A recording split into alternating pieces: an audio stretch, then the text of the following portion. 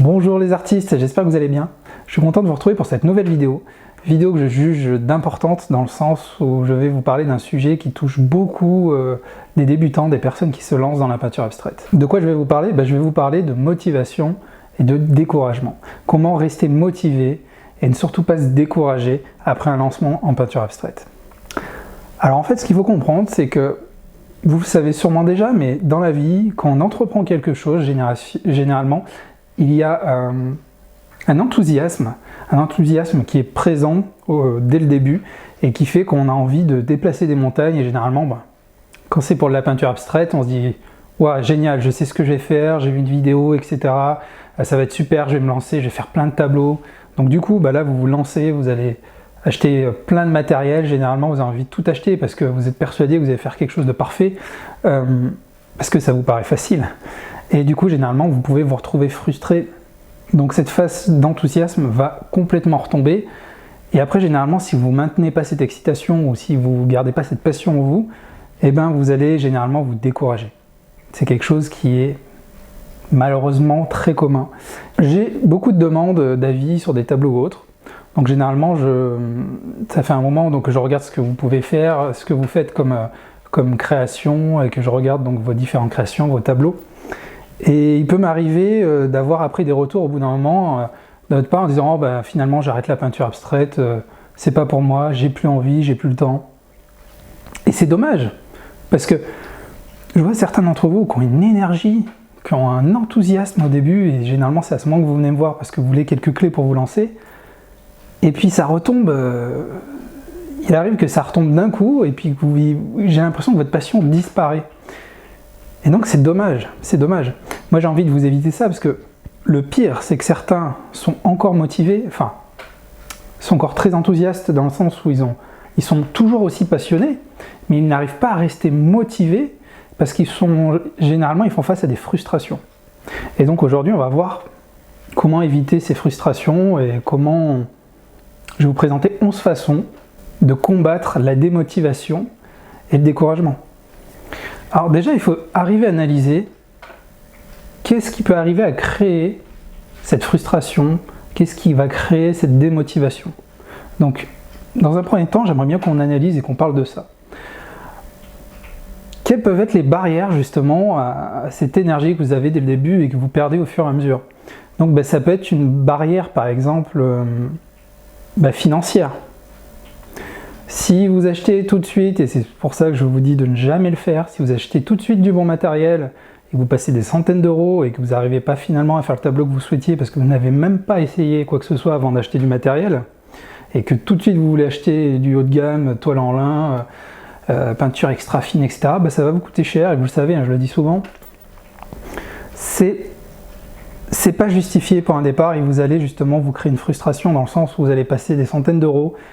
Et que si vous n'êtes pas à la hauteur, si vous n'arrivez pas à créer, clairement vous n'avez pas encore les clés pour forcément créer quelque chose qui est à la hauteur de ce matériel-là, et du coup vous allez vous décourager parce qu'il va falloir recommencer, faire d'autres tableaux, ça va coûter énormément d'argent. Donc généralement, ça c'est la première des frustrations. Vous achetez beaucoup de matériel, finalement vous faites votre premier tableau, ça se passe pas si bien que prévu, vous vous dites j'arrête, ça coûte trop cher la peinture. Après, autre chose, j'en parle souvent, la procrastination. La procrastination, c'est tout simplement le fait de toujours remettre au lendemain les choses.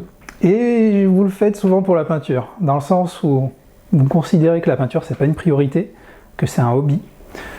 Et donc généralement vous avez beaucoup de choses à faire à côté de tout ça. Et vous dites, j'ai pas le temps, je peindrai demain. Et puis ça devient, j'ai pas le temps, je peindrai la semaine prochaine, le mois prochain, l'année prochaine. Et puis après vous oubliez que vous avez du matériel de peinture chez vous, au bout d'un moment. C'est dommage. C'est dommage. Il faut arriver à trouver du temps pour tout ça. Vous pouvez vous organiser. Après, il peut y avoir d'autres frustrations comme un manque de vente. Si par exemple votre objectif est de devenir professionnel et que vous n'arrivez pas par exemple à tenir des objectifs en disant je veux vendre 10 tableaux et que vous n'en avez vendu aucun, c'est assez décourageant.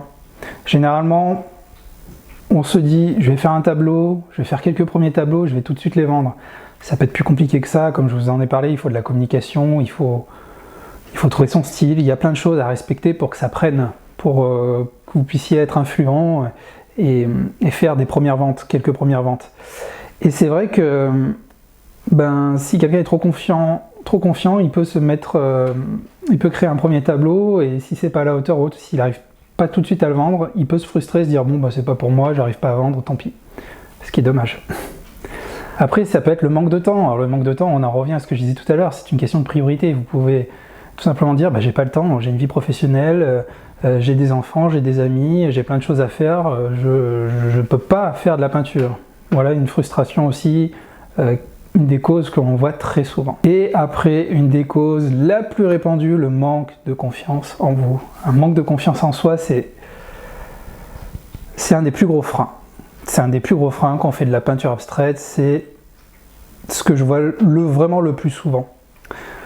Généralement, vous avez envie, vous avez l'énergie, il y a cet enthousiasme qui est là, mais vous n'avez pas confiance en vous, donc vous commencez des choses, mais vous dites non, je peux pas, je suis pas à la hauteur, j'arriverai jamais à évoluer, j'apprendrai pas, mon premier tableau est moche.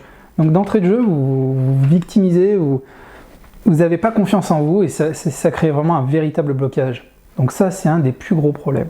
C'est un des plus gros facteurs de démotivation quand vous faites de la peinture abstraite. Maintenant, je vais vous montrer 11 clés qui vont vous permettre, selon moi, de vous aider à rester motivé, à ne surtout pas vous décourager. Et ça, sur le long terme. Donc, le premier point, je trouve qu'il est extrêmement important de se fixer des objectifs. Vous devez absolument vous fixer des objectifs. Alors j'en vois venir certains d'entre vous qui vont me dire mais je ne veux pas devenir professionnel, je ne veux pas vendre. C'est pas grave. Le but de se mettre des objectifs, c'est pas forcément dans un aspect dans une objectif financier ou autre. Le but, c'est d'arriver à se dire que vous avez des objectifs et que par exemple, à court, moyen, long terme, vous avez différents objectifs. Ça peut être par exemple vous dire que sur l'année, ça peut être un objectif par exemple. Le souhait de vouloir arriver à faire tel style de peinture en disant bon je me donne 1 an pour arriver à faire à peu près ce style de peinture. Maintenant vous allez pendant 1 an tout faire pour arriver à tendre vers cette chose-là parce que vous vous êtes imposé ce fait-là. Vous vous êtes dit je veux arriver en 1 an à faire ça. Ça peut être un objectif de vente par exemple, on en parlait tout à l'heure. Vous dites bon voilà, sur ma première année je veux vendre 40 tableaux. Je veux absolument vendre 40 tableaux. Si vous arrivez en fin d'année que vous en avez vendu que 30, je peux vous certifier que vous allez tout faire pour arriver à vendre les 10 derniers. Donc c'est très important de se mettre des objectifs. Alors après, moi les objectifs, si vous suivez ma chaîne depuis quelques mois, par exemple, vous avez pu voir que début 2017, j'ai fait une vidéo où je faisais le point sur justement l'année, pour vous raconter ce que j'avais fait sur 2016, et je vous expliquais mes objectifs, ce vers quoi je voulais tendre en 2017, ce que je m'imposais. Et du coup, quand vous faites ce genre de choses, enfin moi je l'ai fait devant vous, je l'ai fait devant toute la communauté, du coup, je me sens encore plus redevable dans le sens où je me sens obligé de tenir ces objectifs-là. Donc forcément, c'est un facteur qui est très motivant. Moi par exemple, comme je vous ai dit, le but c'est de peindre des tableaux un peu plus grands, donc je suis passé par exemple sur le 80-80 sur des 1 pièce, et après j'ai fait des quadriptyques qui frôlent le 2 mètres. Alors pour moi c'est des pièces beaucoup plus grandes que ce que je pouvais faire avant. Et une grosse chose qui est très importante aussi, qui était pour moi, c'était la création, de faire très sérieusement ce que je vous propose tous les jours, c'est de proposer des articles sur mon blog et une vidéo chaque semaine.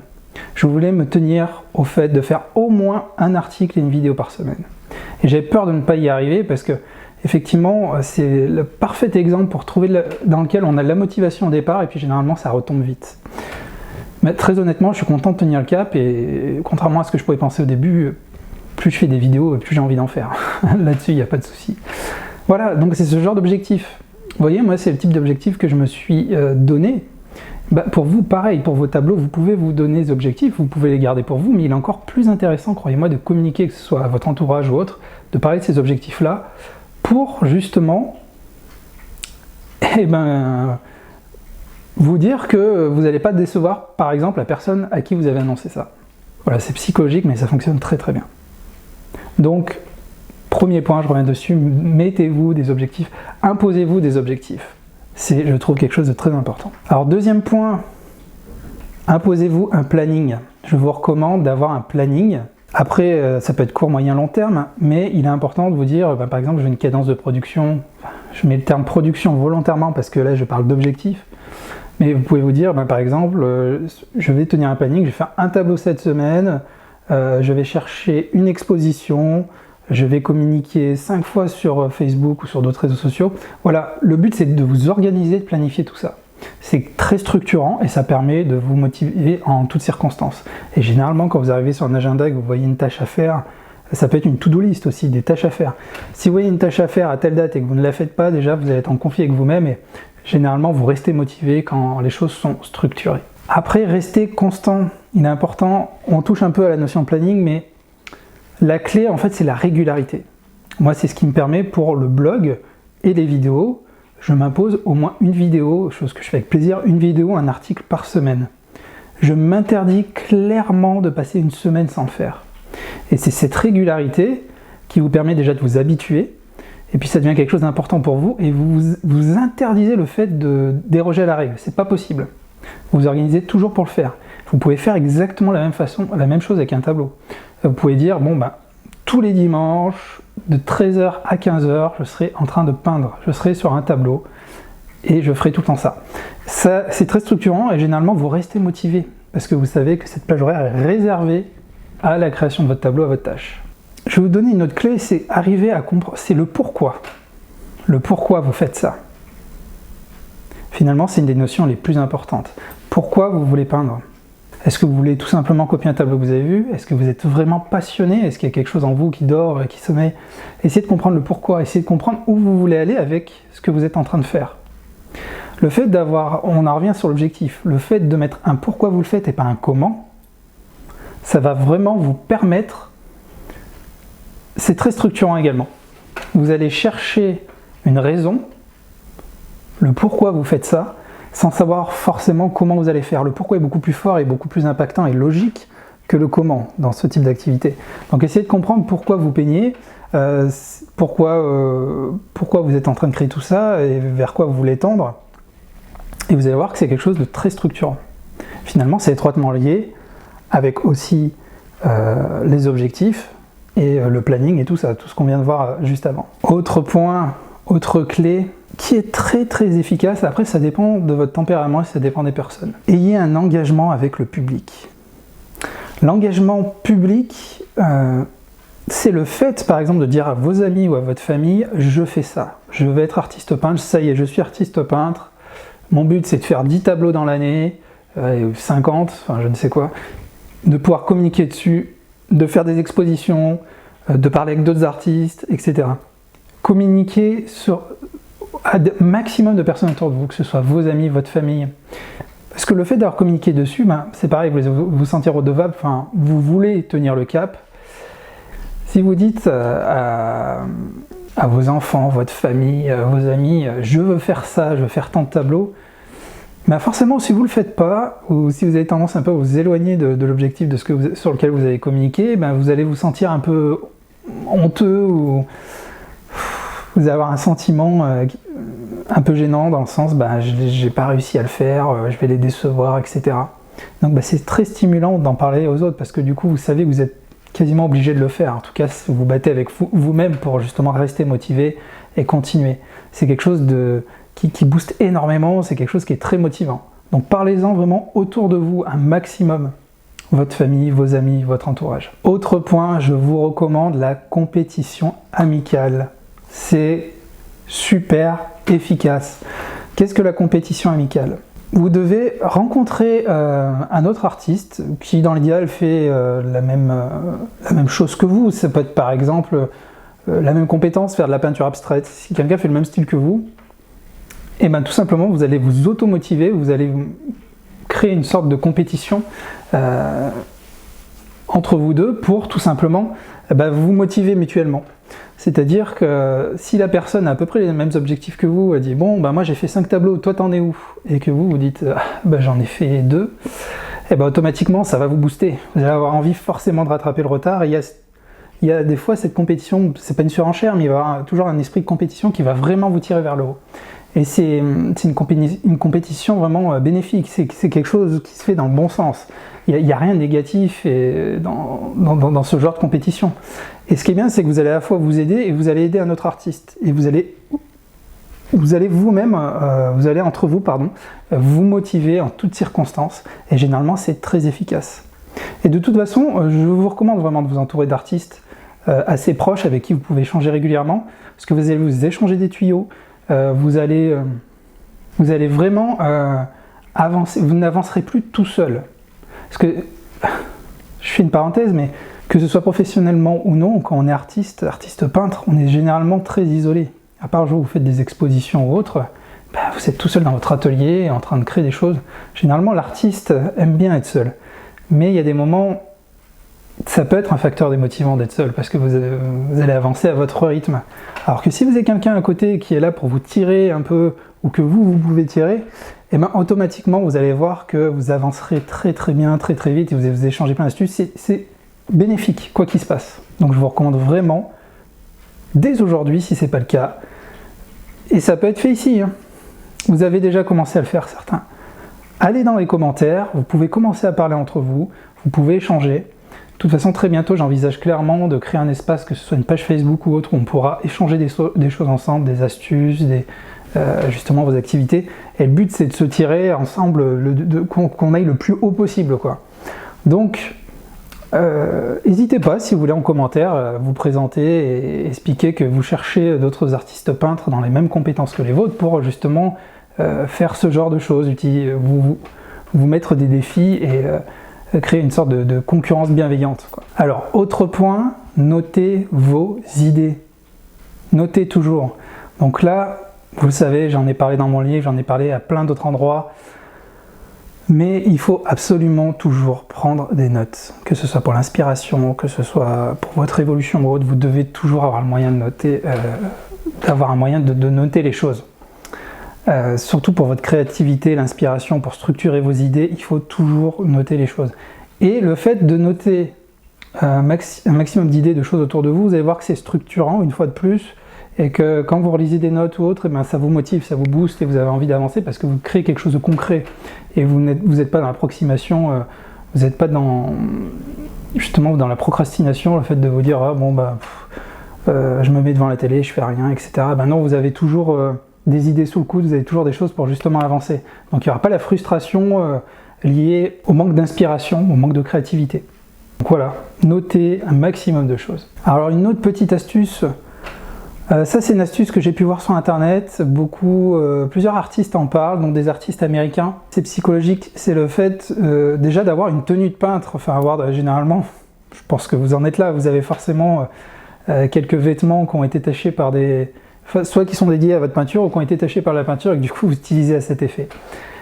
Et si un jour vous n'avez pas envie de peindre, imposez-vous le fait de vous mettez votre tenue de peintre, et puis vous allez voir qu'automatiquement vous vous sentez devant le fait un peu accompli, vous allez aller travailler. Même si la motivation n'était pas là, le fait d'avoir fait un premier pas, ça va créer une réaction en chaîne et vous allez automatiquement aller travailler. Et je vous recommande du coup d'essayer si vous êtes démotivé, ça peut être quelque chose d'intéressant à essayer. Autre point très important, moins accessible malheureusement, j'en parle dans mon livre et je vous explique comment justement organiser tout ça, mais il vous faut un atelier, c'est quelque chose de très important.